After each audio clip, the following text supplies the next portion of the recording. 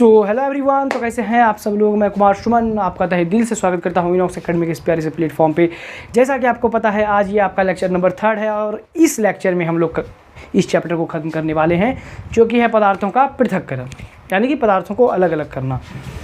मैंने आपको बहुत सारी बातें बता दी हैं इस लेक्चर में। मिश्रण के बारे में बताया, पदार्थ को अलग करने की आवश्यकता क्यों पड़ती है उसके बारे में बताया, और पदार्थ को अलग करने की कौन कौन सी विधियां हैं, वो 5 विधियां मैंने आपको अभी तक बताई है। और आज हम लोग बात करेंगे छठे विधि की, जो कि है थिराना या निथारना, जिसे कि अवसादन या फिर निस्तारण भी कहते हैं हम लोग। ये सारी छोटी छोटी विधियां हैं जिन्हें कि आपको जानना है, और फिर हम लोग कुछ और बातों को जानेंगे और उसके बाद फिर हम लोग इस चैप्टर को ख़त्म करेंगे। लेकिन आगे बढ़ने से पहले मैं आपको कुछ पिछली कक्षा की बातें याद दिला देता हूँ। पिछला जो लेक्चर था हमारा, उसका थोड़ा सा रिकैप हम लोग लेंगे और उसके बाद फिर आगे बढ़ेंगे। मैंने आपको कुल 5 विधियाँ बताई थी। पहला विधि था हाथ से चुनना, जिसमें कि मैंने आपको बताया था कि यह बहुत ही टाइम टेकिंग प्रोसेस होता है, यानी कि बहुत लंबा समय इसमें लगता है और हर प्रत्येक वस्तु को आपको हाथों से चुन के अलग करना होता है, जैसे कि चावल में कंकड़ था। दूसरा विधि था थ्रेसिंग। इसमें एक मशीन का उपयोग होता है जो कि थ्रेसर कहलाता है, और इसका उपयोग फसल से दाने और भूसी को अलग करने के लिए किया जाता है। तीसरा विधि जो था वो था ओसाई या फिर निष्पावन, जिसका उपयोग हवा के द्वारा होता था और किसान जो है कि उससे अपने अनाज के दानों को और भूसी को अलग करते थे। चौथा विधि जो था वो था चालन। इसमें चालनी का उपयोग होता था। विभिन्न प्रकार के आकार के वस्तुओं के लिए विभिन्न आकार की छेदों वाली चालनी का उपयोग होता था। पांचवा जो विधि था आपका वो था चुंबकीय पृथक्करण। ऐसा 2 मिश्रण जिसमें एक मिश्रण लौह हो, यानी कि चुंबक से आकर्षित होने वाला हो, तो उसे हम लोग चुंबक की सहायता से अलग करते थे। जैसे कि एग्जांपल में मैंने आपको गंधक और लोहे का बुरादा दिया था। छठा जो विधि है वो है थिराना, जिसे कि हम लोग लिखते हैं थिराना अवसादन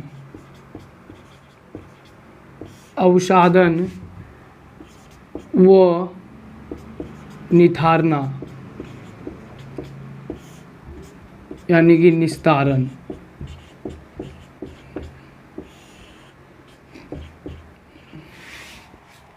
ये आपका छठा विधि है।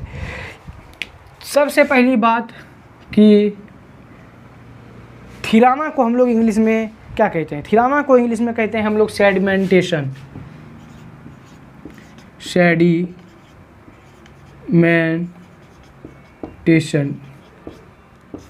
इसका इंग्लिश सेडिमेंटेशन, SEDIMENTATION, ठीक है।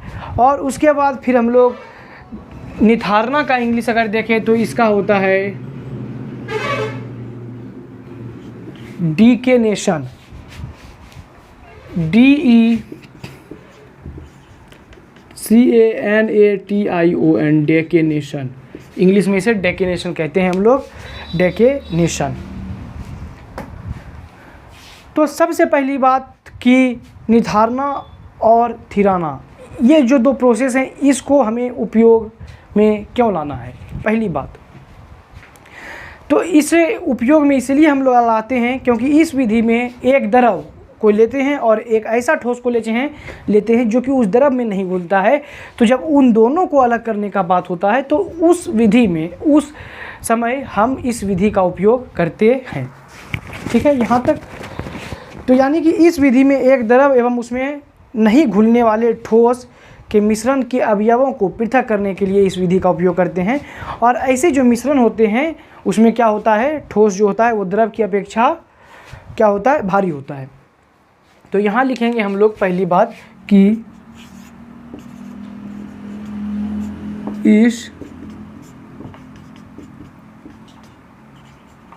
इस विधि में एक द्रव व उसमें ना घुलने वाले ठोस के मिश्रण, ठोस के मिश्रण से अलग। इस विधि में एक द्रव वो उसमें ना घुलने वाले ठोस के मिश्रण से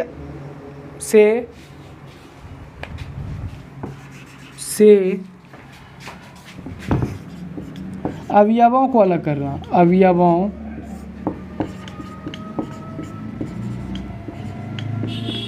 को अलग करना। ठीक है, यहाँ तक कोई दिक्कत नहीं। और ऐसे मिश्रण में क्या होते हैं, ऐसे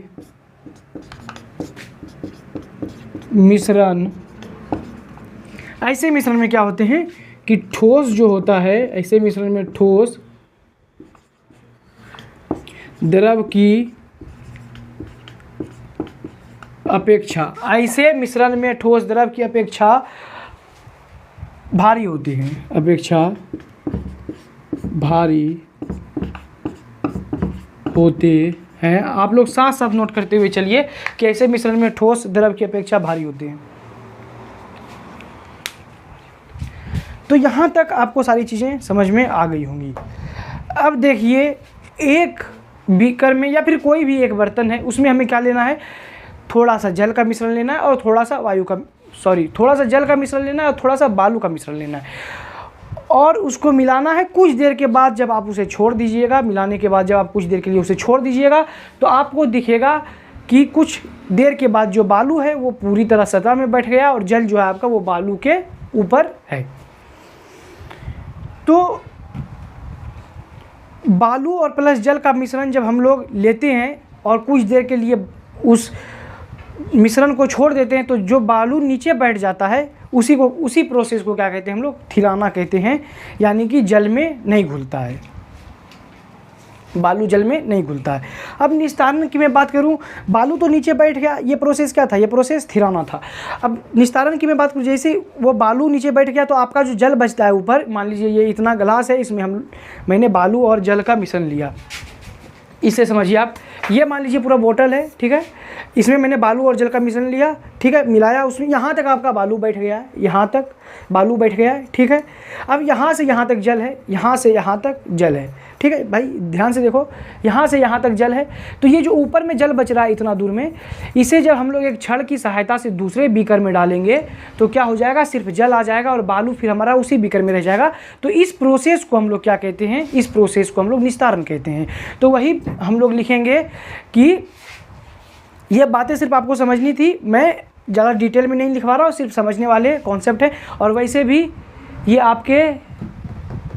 आपके एग्ज़ाम में नहीं आएंगे।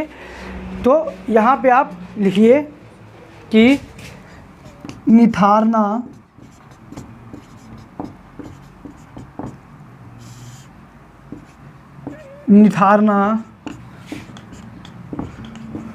वह प्रक्रिया है, निथारना वह प्रक्रिया है जिसमें, एक सेकेंड, जिसमें अविलेय भारी ठोस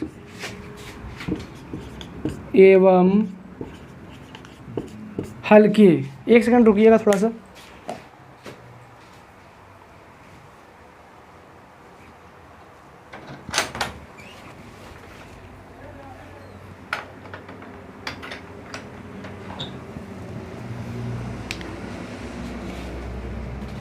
एवं हल्के द्रव के मिश्रण, एवं हल्के द्रव के मिश्रण से द्रव को ढालकर अलग किया जाता है, ठीक है, द्रव को ढालकर अलग किया जाता है, द्रव को ढालकर अलग किया जाता है,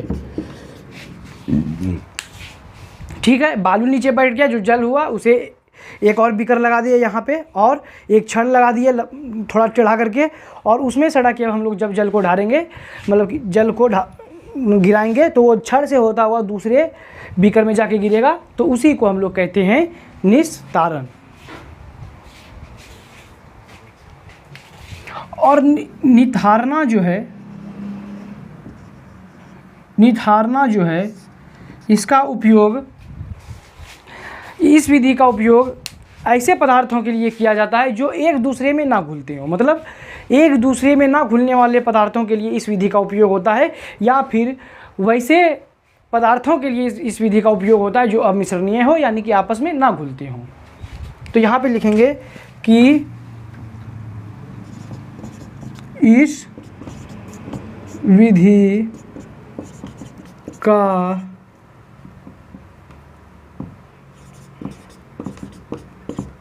का उपयोग अमिश्रणीय पदार्थ के लिए। तो यहाँ तक आप नोट डाउन कीजिए, उसके बाद फिर हम लोग आगे बढ़ेंगे और जानेंगे सातवां प्रॉपर्टी जो कि है भारण। भारण क्या है ये अभी पहले आप इसे नोट कीजिए, 1 मिनट का मैं समय देता हूँ आपको, उसके बाद फिर हम लोग आगे चलेंगे।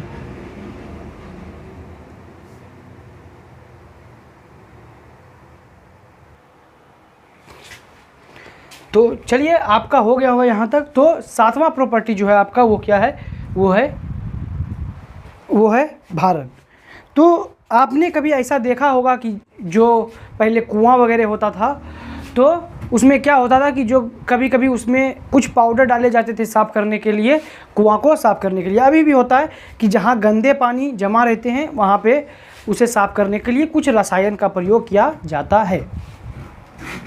तो उसी प्रकार जब किसी गंदे जल में एक विशेष प्रकार का रसायन डाला जाता है तो उसमें क्या होता है, जो पानी के सतह पर तैरता रहता है ठोस पदार्थ के सूक्ष्म कण, जो कि इतने हल्के होते हैं कि वो सिर्फ पानी के ऊपर ही तैरते हैं, वो कभी पानी के तल पे नहीं जाके बैठते।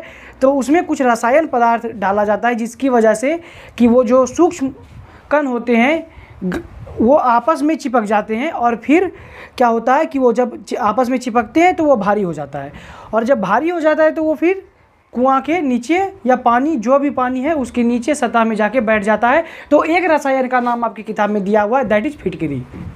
फिटकरी है वो रसायन। तो यहाँ तक हम लोग लिखेंगे। पहले क्या होता था कि कुआं था पहले के ज़माने में, तो कुआं में लोग क्या करते थे, फिटकरी को डाल के छोड़ देते थे। फिर आपस में क्या होता था, फिटकरी से जो रसायन रिलीज होता था उससे जो हल्का सूक्ष्म कण था जो पानी पर तैरता था वो आपस में चिपकाने का कार्य करता था सबको, और फिर उसके बाद आपस में चिपकाने का कार्य करता था। और जब वो चिपक जाते थे आपस में और सभी भारी हो जाता था मिलके सूक्ष्म कण, वो जब भारी हो जाता था इतना भारी कि वो जल के अंदर बैठ सके, तो फिर वो जाके तल में एकदम बैठ जाती थी। तो पहले इन सभी चीज़ों को हम लोग यहाँ तक लिखेंगे, उससे पहले इसे मिटाएंगे और टॉपिक को चेंज करेंगे।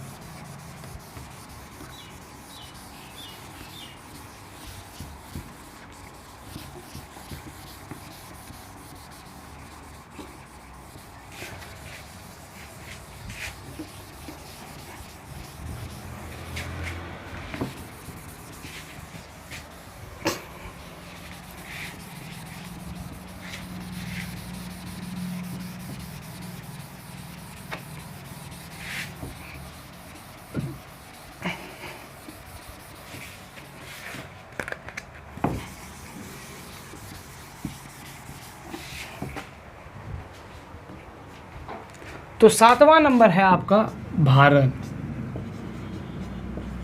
भारण शब्द से ही प्रतीत हो रहा होगा आपको, मतलब भारण शब्द से ही पता चल रहा होगा कि भारण मतलब भारी होना।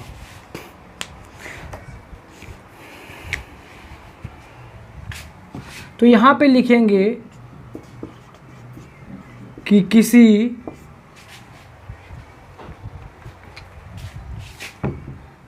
किसी ठोस द्रव मिश्रण में रसायन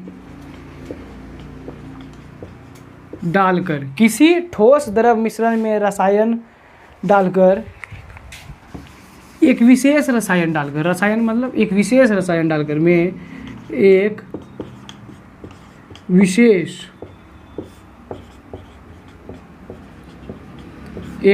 रसायन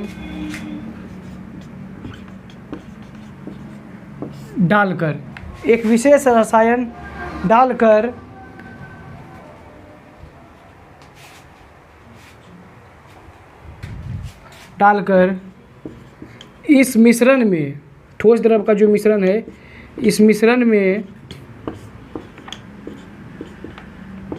तैरते ठोस कणों को नीचे बैठाने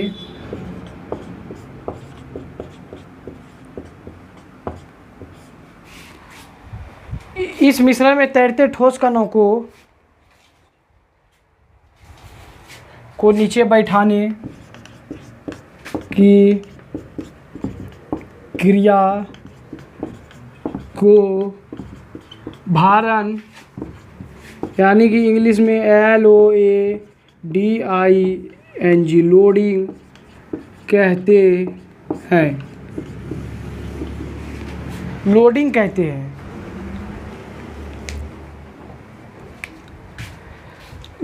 जैसे कि मैंने आपको एग्जाम्पल बताया कि अब वह रसायन कौन सा है आपके बुक में दिया हुआ है। तो जैसे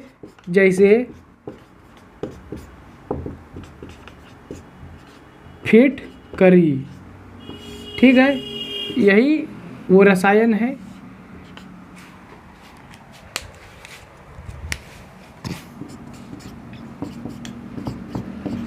जैसे कुएं के गंदे जल को साफ करने के लिए फिटकरी का उपयोग किया जाता है। जैसे कुएं के गंदे जल को साफ करने के लिए फिटकरी का उपयोग किया जाता है। जब फिटकरी डाला जाता है इसमें, तो फिटकरी का काम मैंने अभी आपको क्या बताया था कि जल पर तैरते सूक्ष्म कणों को आपस में चिपकाने का कार्य करता है। जल में इसका कार्य जो है वो है जल में तैरते सूक्ष्म कणों को जल में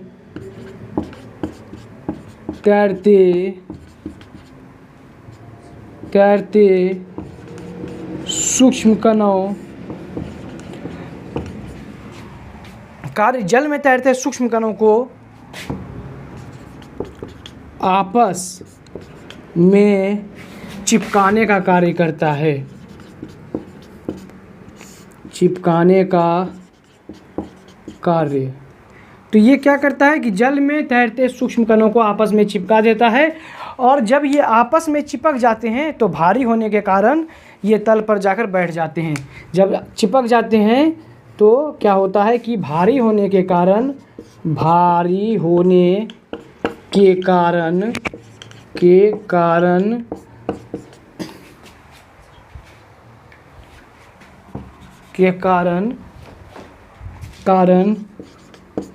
तल पर जाकर बैठ जाते हैं। तल पर जाकर बैठ जाते हैं। तो भाई यही था पूरा आपका क्या था, लोडिंग यानी कि भारण। तो इसी को समझना था, भारण के बारे में समझना था। तो यहाँ तक आप फटाफट नोट कीजिए, मैं आपको 1 मिनट का समय देता हूँ।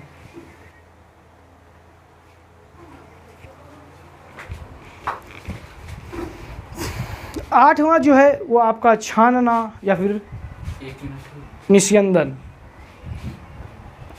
आपका जो अगला प्रोसेस है दैट इज छानना या फिर निस्यंदन।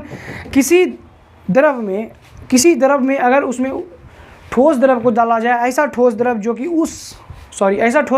उस द्रव में नहीं घुलता हो, तो उसे अलग करने के लिए हम लोग निस्यंदन की विधि या फिर छानने की विधि का उपयोग करते हैं। यानी कि एक द्रव है और उसमें एक ऐसा पदार्थ को मिलाया जाए, ठोस पदार्थ को, जो कि उसमें ना घुले उस पदार्थ को भी अलग करने के लिए हम लोग निस्यंदन प्रोसेस का उपयोग कर सकते हैं। उस पदार्थ को अलग करने के लिए निस्यंदन यानी कि छानने का, फिल्ट्रेशन का उपयोग कर सकते हैं। जैसे कि बेस्ट एग्जांपल, सबसे पहले उठते उठते आप क्या पीते हो? चाय। तो क्या चाय पत्ती चाय में घुल जाती है? नहीं घुलती। उसे अलग करने के लिए हम लोग छन्नी का उपयोग करते हैं। तो छन्नी का जब हम लोग उपयोग करते हैं तो चाय तो छन्नी से नीचे चली आती है, लेकिन चाय पत्ती ऊपर रह जाता है। तो इस प्रोसेस को हम लोग क्या कहते हैं? फिल्ट्रेशन कहते हैं। तो इस चीज़ को सबसे पहले हम लोग लिखेंगे कि फिल्ट्रेशन क्या कहते हैं। हेडिंग को चेंज कीजिए, हेडिंग 8 लगाइए, छानना या फिर निस्यंदन।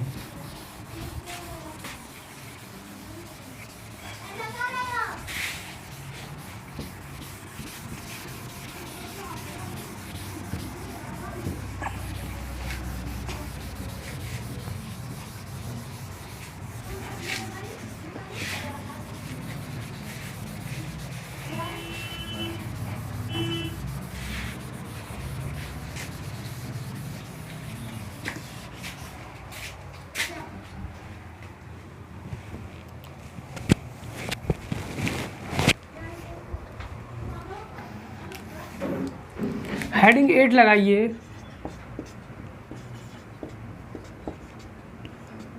छानना या निस्यंदन।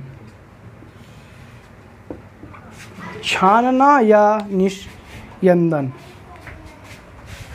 ठीक है, निस्यंदन।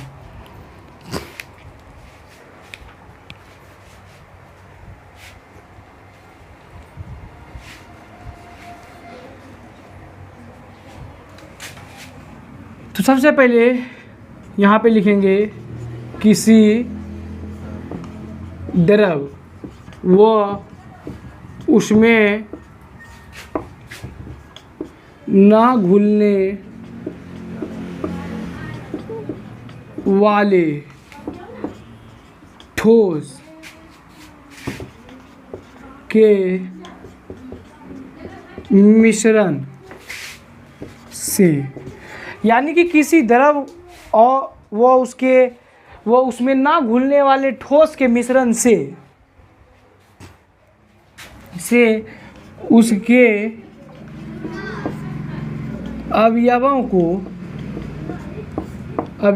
को अलग करने के लिए यानी कि छानना या निस्यंदन क्या है? अवयवों को, ठोस पदार्थ अगर किसी द्रव में मिला हुआ है और वो नहीं घुल रहा है तो उस को अलग करने के लिए, यानी कि ठोस को द्रव से अलग करने के लिए निस्यंदन प्रोसेस यानी कि छानने का उपयोग करते हैं हम लोग। तो उसके अवयवों को अलग करने के लिए छानने या फिर निस्यंदन, जिसे कि इंग्लिश में कहते हैं हम लोग FILTERA,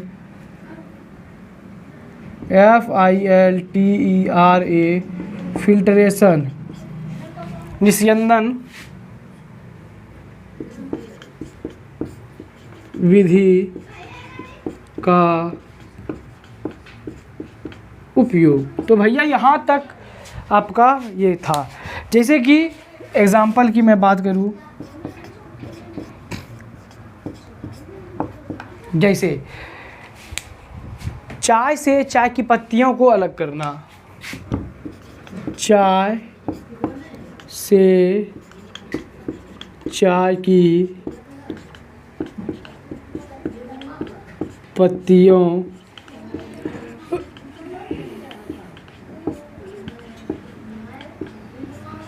को पृथक करना, ठीक है। और छानने के लिए, जैसे कि चाय को छानते तो उसमें छानने के लिए वो जो छन्नी रहता है, जाली रहता है, उसको हम लोग क्या कहते हैं? उसे फिल्टर या फिर छन्ना कहते हैं। तो यहाँ पे हम लोग लिखेंगे छानने के लिए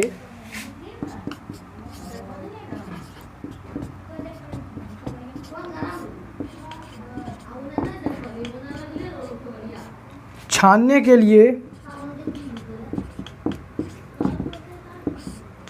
के लिए उपयोग में आने वाला जाली, छानने के लिए उपयोग में आने वाला जाली छन्ना या फिर फिल्टर, जिसे इंग्लिश में फिल्टर ही कहते हैं, फिल्टर कहलाता है।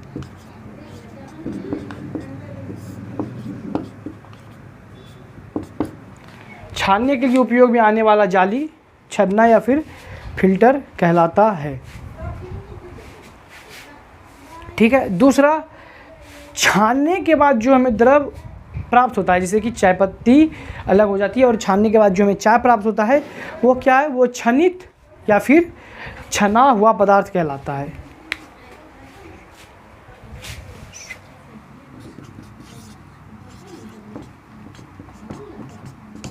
छानने के बाद प्राप्त स्वच्छ द्रव, छानने के बाद प्राप्त स्वच्छ द्रव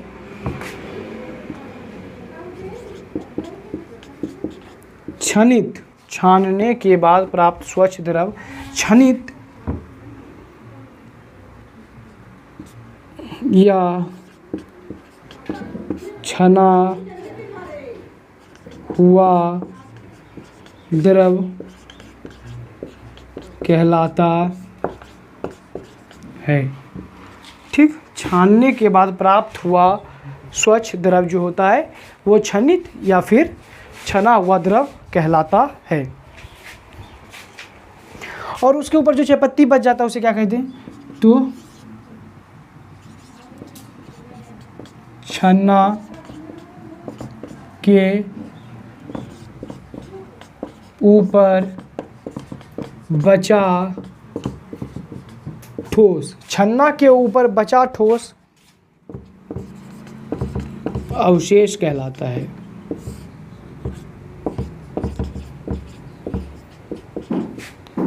अवशेष कहलाता है। तो छन्ना के ऊपर जो ठोस बच जाता है उसे अवशेष कहते हैं। तो यहाँ तक आप लोग नोट डाउन कीजिए, मैं आपको 1 मिनट का समय दे रहा हूँ।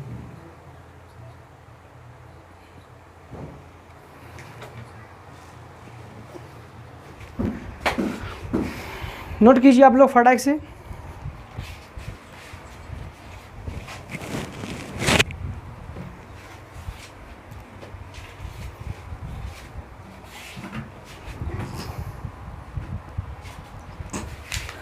अब वाष्पन या फिर वाष्पीकरण के बारे में हम लोग जानेंगे, जो कि आपका 9वां पॉइंट है, और उसके बाद फिर हम लोग 10वें पॉइंट की ओर बढ़ेंगे। 9वां पॉइंट, वाष्पन या वाष्पीकरण क्या है। ये बहुत कॉमन टर्म है, आप लोग लगभग इस चीज़ को समझते हैं, जानते हैं और सुनते होंगे कि द्रव में जो ठोस घुला हुआ रहता है उसको अलग करने के लिए हम लोग वाष्पीकरण का उपयोग करते हैं। द्रव में जो ठोस घुला रहता है उसके लिए हम लोग वाष्पीकरण का उपयोग करते हैं, क्योंकि जैसे चीनी अब पानी में घुला हुआ है तो उसे तो हम डायरेक्ट अलग नहीं कर सकते। उसको अलग करने के लिए हम लोग क्या कर सकते हैं, वाष्पीकरण का उपयोग कर सकते हैं। जैसे कि आपने देखा होगा कि नमक को कैसे बनाया जाता है। नमक को बनाने के लिए समुद्री जलों को वाष्पीकृत किया जाता है, फिर उससे हमारा नमक तैयार होता है। तो ये कुछ एग्जाम्पल हैं, जैसे कि समुद्र के साधारण जल से नमक को प्राप्त करना, चीनी और पानी के विलयन में के अवयवों को पृथक करने के लिए हम लोग वाष्पीकरण का उपयोग करते हैं। समुद्री ताल, जिसे कि इंग्लिश में हम लोग क्या कहते हैं, लैगून कहते हैं। वो क्या है, लैगून वो है जिसे कि बड़े बड़े गड्ढे जो होते हैं उसमें समुद्री पानी को भर कर छोड़ दिया जाता है, ताकि जब गर्मी हो, धूप पड़े उस पर, तो वो पानी धीरे धीरे वाष्पीकृत हो, और वो जब लवण है उस पानी में, क्योंकि समुद्र का पानी खारा होता है, और वो जो लवण है उस पानी में वो क्या करे भाई, वो धीरे धीरे नमक में परिवर्तित हो जाए। तो द्रव को वाष्प बनकर धीरे धीरे उड़ने की प्रक्रिया को ही हम लोग क्या कहते हैं, वाष्पीकरण कहते हैं, या फिर वाष्पन कहते हैं, जिसे कि इंग्लिश में इवापोरेशन कहते हैं। यह क्रिया जो होती है वो जो जल है उसके ऊपरी सतह पे होते रहती है, और जितना ज़्यादा द्रव आपका गर्म होगा, वाष्पीकरण की जो प्रक्रिया होगी वह उतनी तेज होगी। तो यहाँ तक हम लोग पहले इन सभी चीज़ों को लिखेंगे और उसके बाद फिर हम लोग आगे चलेंगे।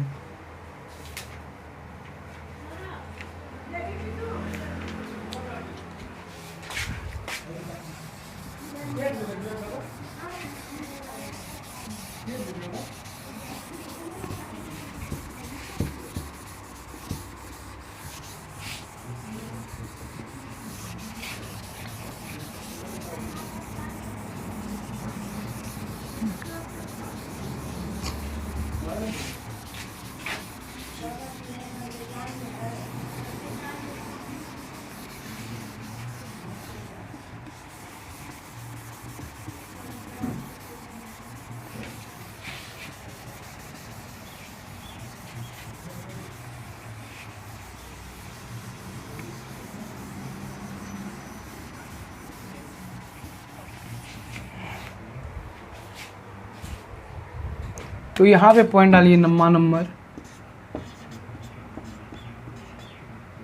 वाष्पन या फिर वाष्पीकरण, इंग्लिश में इवापोरेशन कहते हैं इसे, EVAPO इवापोरेशन, EVAPORATION इवापोरेशन। तो इवापोरेशन का उपयोग द्रव में घुले हुए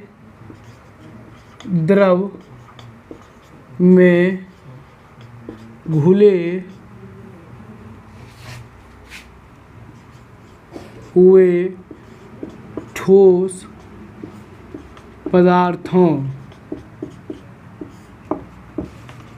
को पृथक करने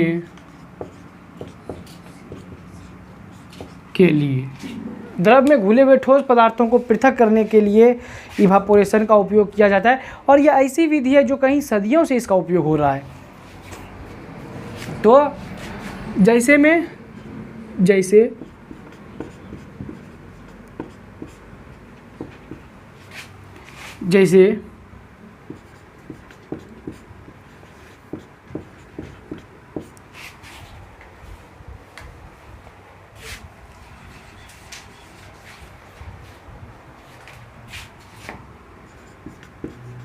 जैसे समुद्र जल से साधारण नमक प्राप्त करना,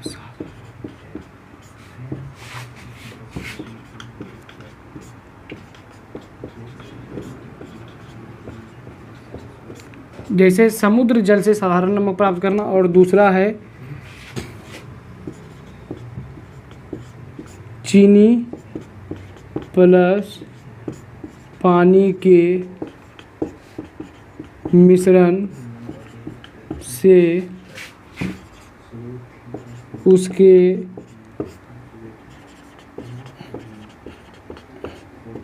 अवयवों को पृथक करना।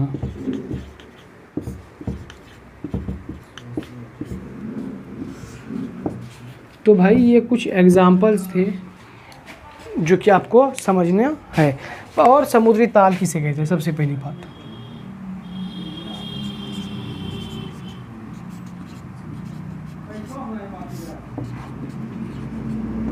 समुद्री ताल LAGOON, लैगून किसे कहते हैं। तो समुद्री ताल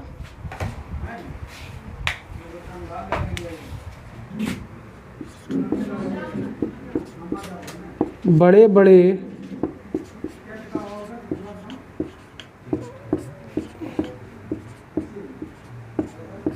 बड़े उथले गड्ढे जिसमें बड़े उथले गड्ढे जिसमें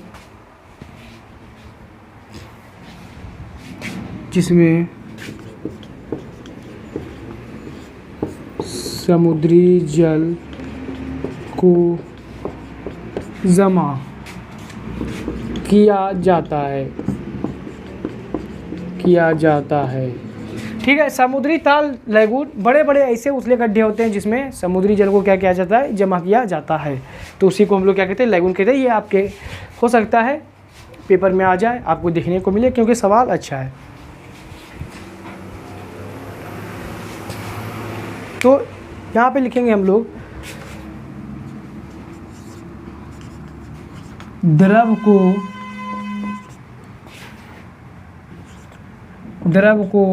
वाष्प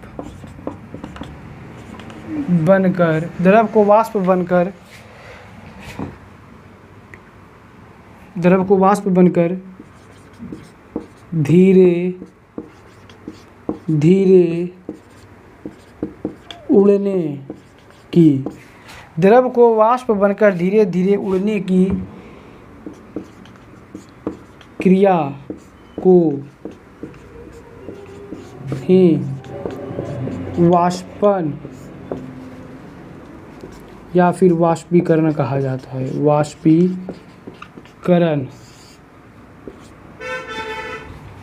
वाष्पीकरण कहा जाता है।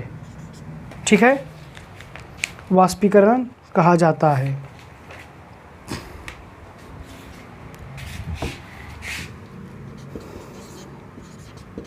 यह क्रिया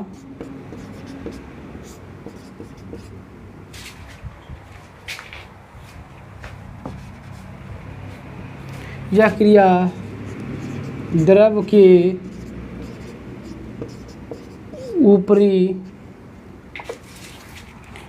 ऊपरी सतह पर होती रहती है।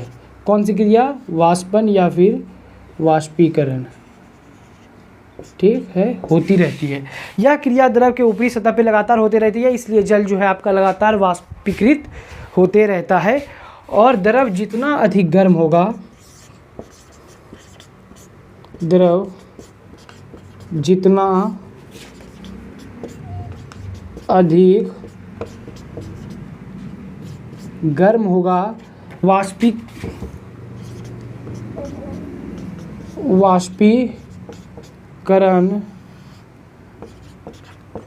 उतना तेज होगा। द्रव जितना अधिक गर्म होगा, वाष्पीकरण उतना तेज होगा। तो यहाँ तक आप लोग लिखिए।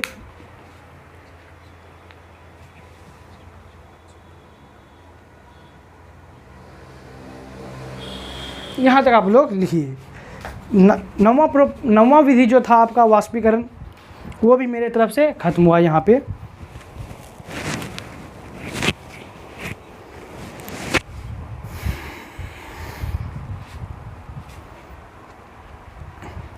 और सारी चीज़ों को मैं बहुत अच्छे तरीके से, बहुत शिद्दत के साथ समझाते हुए चल रहा हूँ, ताकि आपको एक भी टर्म में दिक्कत ना हो और समझने में समस्या ना हो। अगर फिर भी आपको होता है तो आप डाउट ग्रुप में हमसे पूछ सकते हैं, वीडियो में पूछ सकते हैं, जहाँ से भी पूछ सकते हैं। PDF आपको पता है टेलीग्राम पे मिलेगा, जिसका लिंक मैंने वीडियो के डिस्क्रिप्शन में दे रखा है। और अगर आपको हमारे लेक्चर्स भी अच्छे लगते हैं तो चैनल को सब्सक्राइब कर लीजिएगा। और यहाँ पर 1 मिनट वेट कीजिएगा मेरे दोस्त। तो चलिए, हो गया होगा आपका। अब हम लोग बात करते हैं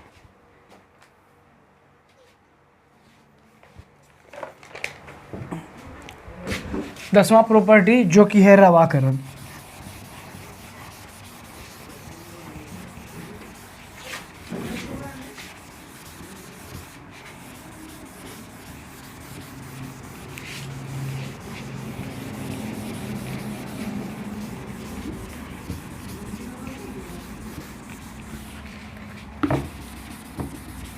तो रवाकरण भाई क्या है? रवाकरण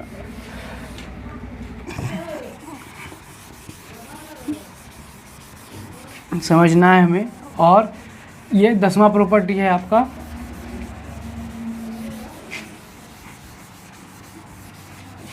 तो देखिए, 10वां प्रॉपर्टी है आपका रवाकरण, जिसे कि इंग्लिश में हम लोग कहते हैं क्रिस्टलाइजेशन। CRYST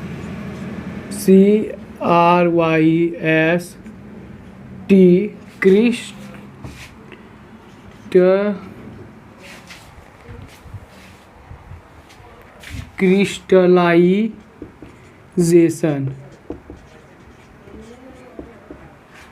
तो 10वां है आपका रवाकरण, क्रिस्टलाइजेशन। रवाकरण क्या है? आप जब थोड़ा सा पानी में चीनी को घोलिएगा तो देखिएगा कि चीनी घुल जाता है। 1 चम्मच चीनी को, फिर 1 चम्मच चीनी डालिएगा, फिर घुल जाएगा। लेकिन आपको ऐसा तब तक करना है जब तक वो चीनी घुलना बंद ना हो जाए। एक समय ऐसा आएगा कि अब उसमें पानी में चीनी घुलना बंद हो जाएगा। और फिर जब आप उसे गर्म कीजिएगा, ठीक है, तो क्या हो जाएगा कि फिर से चीनी घुलना शुरू हो जाएगा। फिर आपको घोलना है, घुलते घुलते धीरे धीरे घुलने लगेगा चीनी। ठीक है, और जब चीनी घुलने लगेगा तो फिर उसको क्या करना है? ठंडा कर देना। धीरे धीरे ठंडा होने के लिए छोड़ देना है।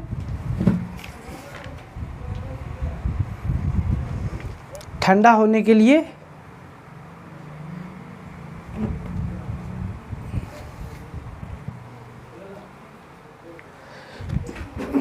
तो ठंडा होने के लिए जब उसको छोड़ दीजिएगा तो जो अतिरिक्त तापमान में यानी कि अधिक तापमान पर जो चीनी आपने घोला है वो ठंडा होगा, तो धीरे धीरे धीरे धीरे वो छोटे छोटे रवों में बनना शुरू हो जाएगा। छोटे छोटे रवों मतलब छोटे छोटे क्रिस्टल में बनना फिर शुरू हो जाएगा।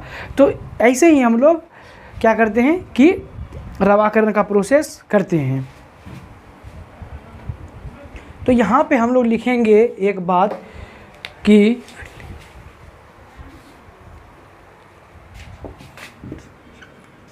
विलयन से ठोस पदार्थ के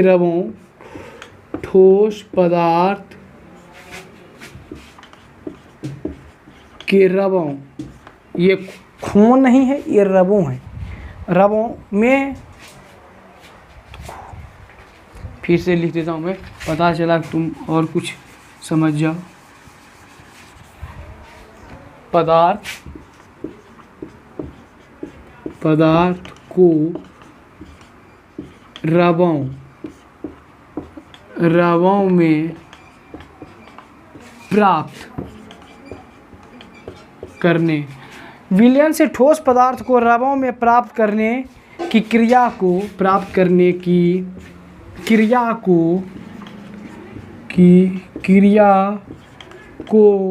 रवाकरण कहते हैं। अभी लिखिए, अभी मैं समझाता हूँ इसे। कहते हैं कभी कभी क्या होता है कि विलयन, पानी चीनी का विलयन था, आपने चीनी को अधिक मात्रा में पानी में घोल दिया, तो क्या हो रहा है कि अब जब उसे हमने गर्म करके घोला है, अब उसे जब ठंडा होने के लिए छोड़ रहे हैं, तो वो क्या हो रहा है कि धीरे धीरे धीरे धीरे जो चीनी अतिरिक्त मात्रा में पानी में घुली थी वो धीरे धीरे रवों में घुलना शुरू हो जाएगी। क्या आपने कभी चाशनी रवों में बदलना शुरू हो जाएगा? क्या आपने कभी चाशनी देखा है? चाशनी में क्या होता है, चीनी को अधिक गर्म करके घोला जाता है, और वही चाशनी जब ठंडा होने लगता है कुछ देर के लिए, तो फिर आपने देखा होगा कि एक वाइट उजला सफ़ेद प्रकार की जो पपड़ी होती है उस टाइप की आपको देखने को मिलते हैं साइड में, बर्तन के साइड में, या फिर उसी चाशनी के ऊपर। तो वो क्या है, वो एक रवा है। इसका उपयोग जो करते हैं रवाकरण का उपयोग, इसका उपयोग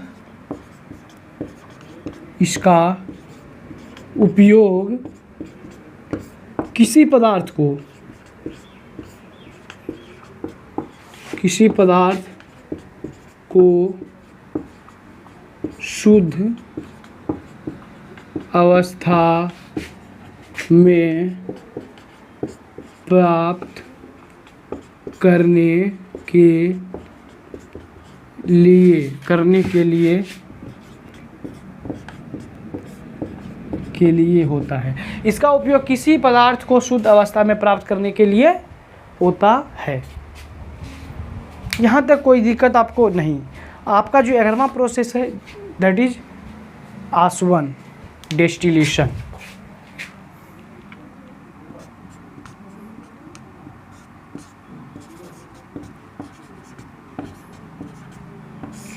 आसवन डिस्टिलेशन, इसे इंग्लिश में कहते हैं डिस्टिलेशन।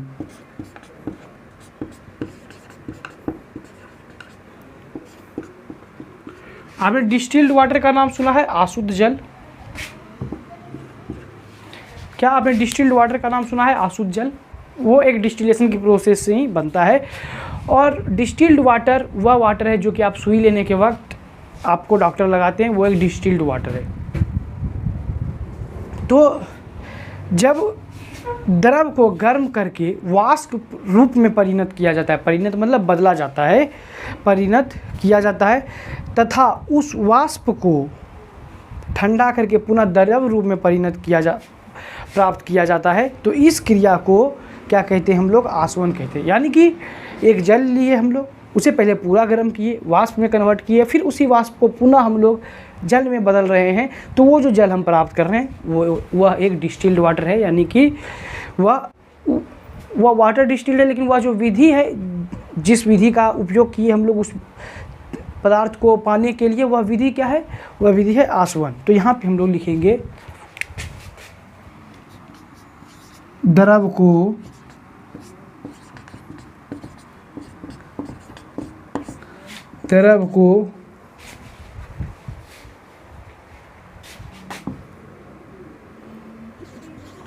गर्म करके वाष्प रूप में, द्रव को गर्म करके वाष्प रूप में परिणत कर तथा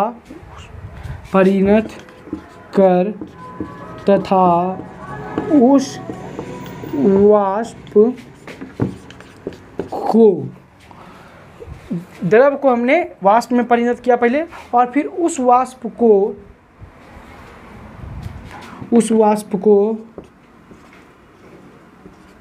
ठंडा कर उस वाष्प को ठंडा कर पुनः द्रव रूप में प्राप्त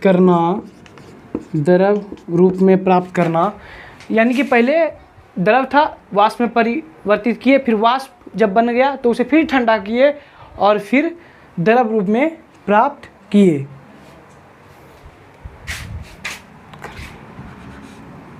करने की क्रिया को ही आसवन कहते हैं। आसवन यानी कि डिस्टिलेशन कहते हैं। ठीक है, तो यहाँ तक आपको बात क्लियर हो गई होगी। जब किसी द्रव में अशुद्धियाँ घुली हुई हों, जब कोई द्रव है और उसमें किसी भी प्रकार की अशुद्धियाँ घुली हुई हो, तो उस मिश्रण से शुद्ध द्रव को प्राप्त करने के लिए आसवन विधि का उपयोग करते हैं। आसवन विधि का उपयोग कहाँ करते हैं? यानी कि कोई मिश्रण है और उसमें किसी भी प्रकार की अशुद्धियाँ घुली हुई है, तो उस अशुद्धियों को दूर कर शुद्ध द्रव को प्राप्त करना ही आसवन विधि के उपयोग के कारण हो पाता है।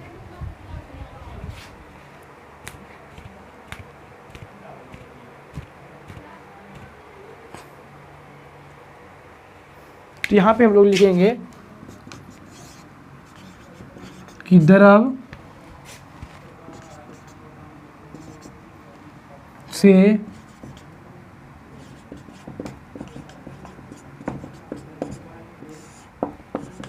अशुद्धियों को दूर कर पुनः शुद्ध द्रव प्राप्त करना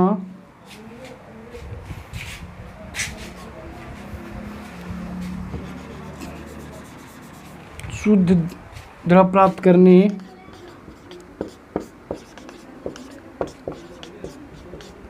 के लिए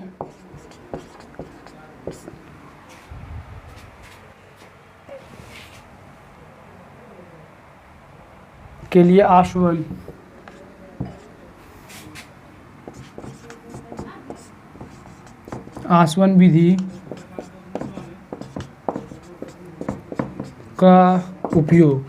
द्रव में अगर अशुद्धियाँ मिली हुई है तो उस अशुद्धियों को दूर कर और पुनः शुद्ध द्रव को प्राप्त करने के लिए हम लोग आसवन विधि का उपयोग करते हैं।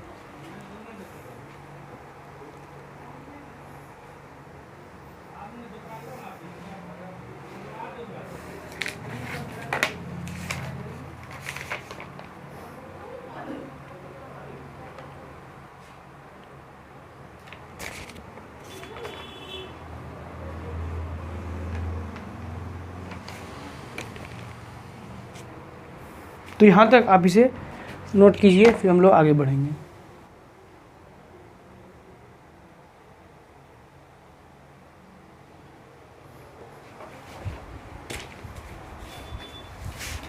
पढ़ाई से नोट कीजिए।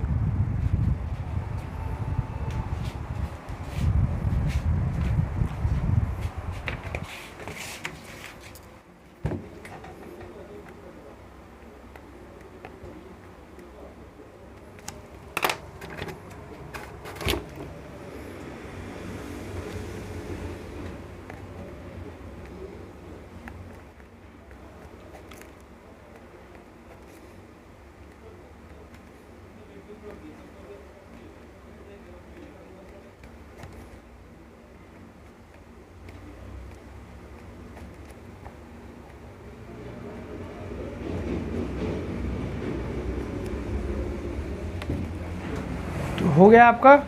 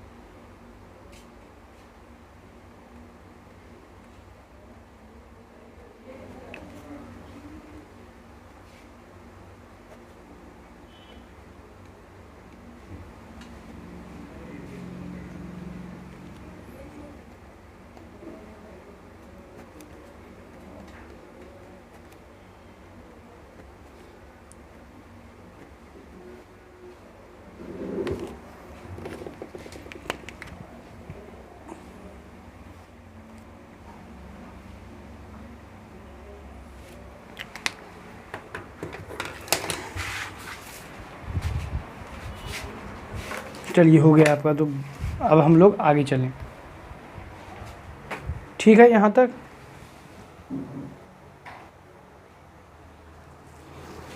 तो अब हम लोग ख़त्म करते हैं इसे। अब हमारा यहाँ तक ख़त्म हो गया। जितने भी मेथड थे वो मैंने आपको पढ़ा दिए हैं, तो आप सारी चीज़ों को यहाँ तक समझ गए होंगे।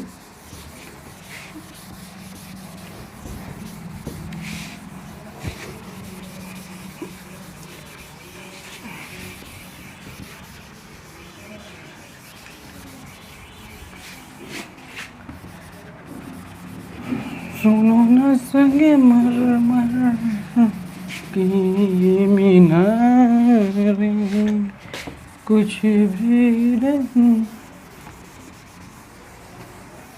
चिट्ठी न कोई संदेश, जाने वो कौन सा देश, कहाँ तुम चले गए। भैया नोट डाल के कुछ पॉइंट को लिखिए।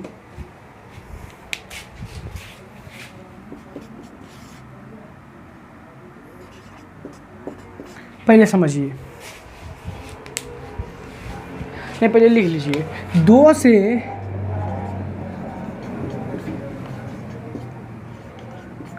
अधिक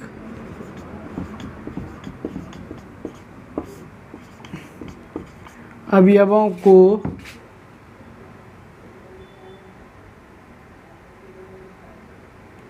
दो से अधिक अवयवों को मिश्रण से पृथक करने के लिए एक से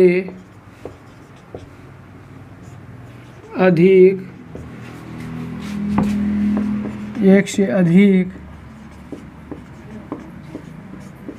विधियों का उपयोग। ठीक है, 2 से अधिक अवयवों को अगर मिश्रण से हमें पृथक करना है तो उसके लिए 1 से अधिक विधियों का उपयोग करेंगे। जैसे कि आपको दिया जाता है लोहा का जो बुरादा है यानी कि लौह चूर्ण, और आपको दिया जाता है लकड़ी का बुरादा, और आपको दिया जाता है चीनी का मिश्रण। तो सबसे पहले हम लोग क्या करेंगे, जब तीनों आपस में मिला है तो पहले चुंबक का उपयोग करेंगे, उस लोहे वाले बुरादे को अलग कर लेंगे। ठीक है, यहाँ तक कोई दिक्कत। पहले जो आसानी से हो रहा है उसे करेंगे हम लोग।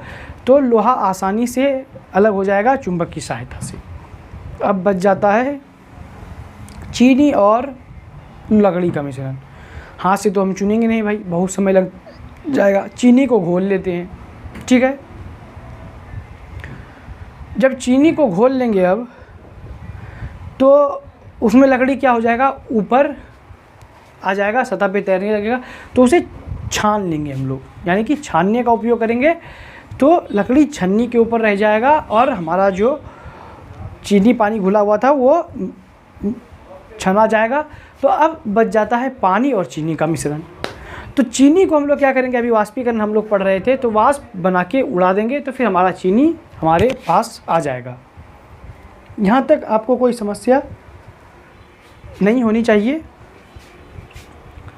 तो ये एग्जाम्पल था आपका। ठीक है, दूसरा पॉइंट कि ताप बढ़ाने पर जल के घुलाने की क्षमता बढ़ती है, जल के घुलाने की क्षमता बढ़ती है। ठीक है, दाब बढ़ाएंगे तो जल का जो घुलाने का क्षमता है वो बढ़ जाएगा। एक और टॉपिक आपका बच जाता है, दैट इज़ कि पदार्थों को अलग करने के लिए दो और तरीके, अनूठे तरीके अपनाए जाते हैं, दैट इज़ क्रोमेटोग्राफी। और वो क्या है, अभी पहले आगे चलिए।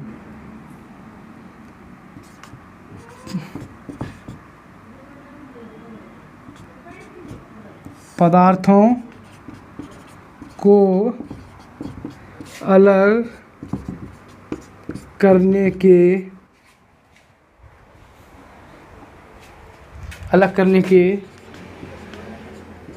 अनूठे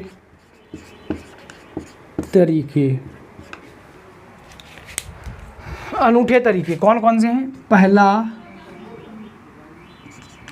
चौक। पहला जो चौक जो होता है जिससे हम लोग लिखते हैं बोर्ड पे, ब्लैक बोर्ड पे, तो चौक से क्रोमेटोग्राफी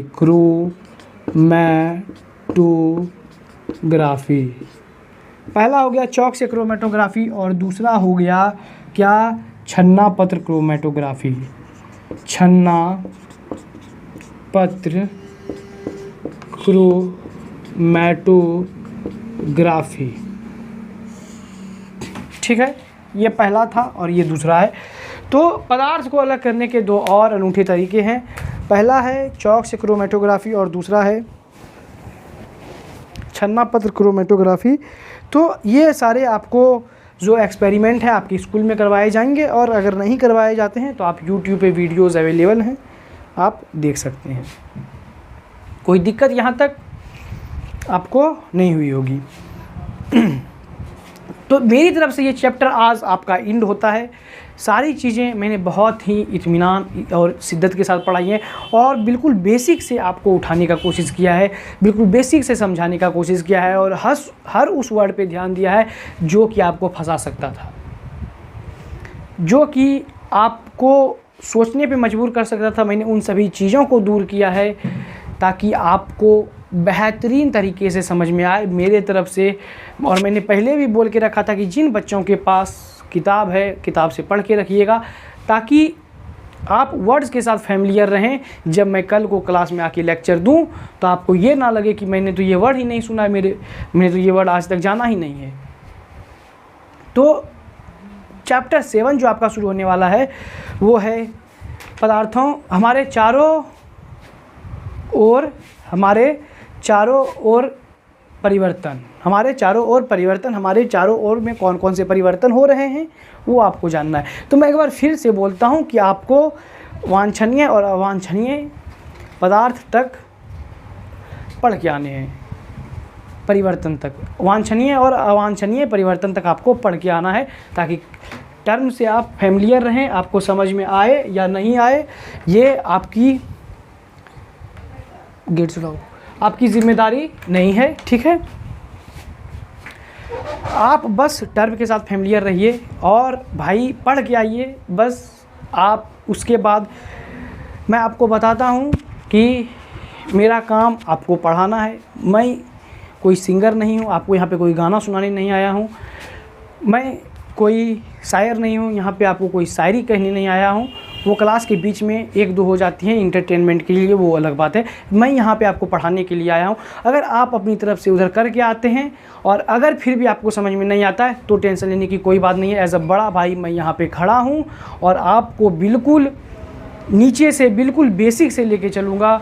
और मैं इस बात की गारंटी देता हूँ कि आपको ऐसा एक भी लेक्चर नहीं होगा जिसमें चीज़ें समझ में नहीं आए। और अगर आपका फोकस लेक्चर पे नहीं होगा तभी आपको चीज़ें समझ में नहीं आ सकती हैं। वरना आपने मेरे लेक्चर्स देखे होंगे, मैं पूरी शिद्दत और ईमानदारी के साथ आपको लेक्चर देता हूँ। जो भी लेक्चर देता हूँ उसमें कंटेंट के साथ साथ समझाने का तरीका भी मेरा बहुत बेसिक से रहता है, और इसके बाद आपको मेरा पढ़ाने का तरीका पता ही है। कि बिल्कुल कुछ भी नहीं छोड़ता। इसमें भी मैंने बोला था स्किप करके चला जाऊंगा, लेकिन स्किप करके कुछ नहीं गया। मुझे लगा कि भाई अभी बच्चे हैं, इम्पॉर्टेंट है, तो इसलिए मैंने पढ़ा दिया।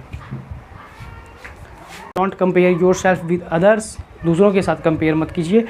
और आज हमारा ये चैप्टर भी ख़त्म होता है। हम लोग अगले क्लास में जब भी मिलेंगे वो 7th चैप्टर के साथ मिलेंगे।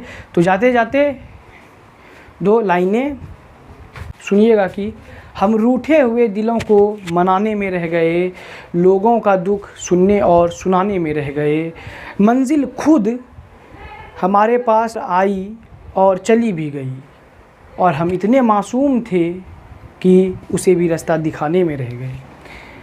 तो मेहनत करते हुए चलिए, पढ़ते हुए चलिए, मन लगा के पढ़िए। मिलेंगे आपसे अगले लेक्चर में, तब तक के लिए see you super soon in the next lecture.